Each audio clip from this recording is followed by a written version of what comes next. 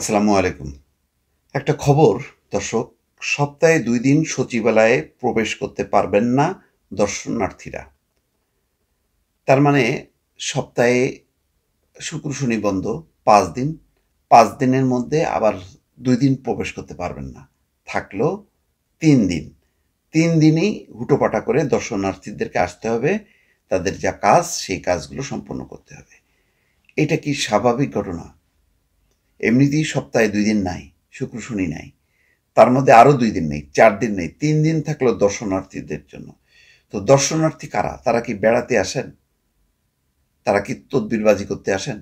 নাকি সত্যি সত্যি তারা তাদের যে কাজগুলো আছে সেই কাজের ব্যাপারে সচিবালয়ে তারা আসেন? বাংলাদেশে আপনারা জানেন যে ফাইল নড়াচড়া করে না যদি না তার পেছনে তদবির করা না হয়, এবং নানান রকম সমস্যা। প্রশাসনের কেন্দ্রবিন্দু সচিবালয় যদি ৭ দিনের মধ্যে ৪ দিন মানে দর্শনার্থী প্রবেশ করতে পারে না, ২ দিন তো ছুটি গেলই।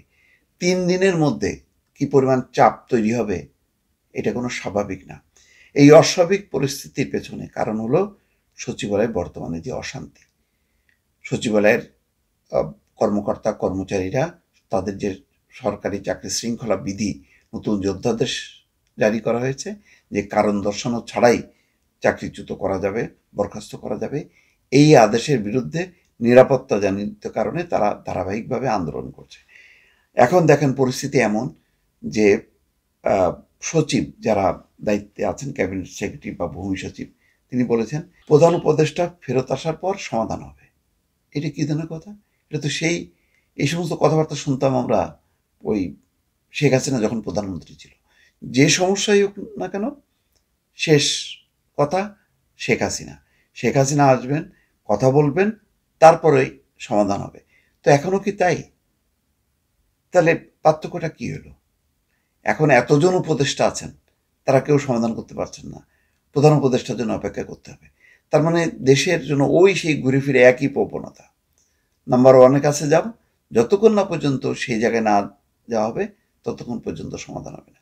কিন্তু সমাধান কি হচ্ছে? সাম্প্রতিক রাজনৈতিক সমস্যা নিয়ে তো প্রধান উপদেষ্টার কাছে গেল সবাই, সমাধান কোথায়? বরং জাপানে যে উনি বলছেন যে ডিসেম্বর থেকে জুন এর মধ্যেই নির্বাচনটা হবে, সেই আগের কথার মধ্যেই আছে। যাই হোক, খুবই হতাশাজনক। এখানে বলা হচ্ছে আগে সচিবালয় শুধু সোমবার দর্শনার্থী প্রবেশ বন্ধ ছিল, এখন থেকে বৃহস্পতিবারও দর্শনার্থী প্রবেশ করতে পারবেন না। এইটা স্বাভাবিক ঘটনা না, বরং সরকার যে কাজে আরও গতিশীলতার দরকার ছিল। ফাইল নড়াচড়ার কাজটা যদি এমনিতেই হইতো, সচিবালয়ে এমনিতেই দর্শনার্থীরা আসতো না।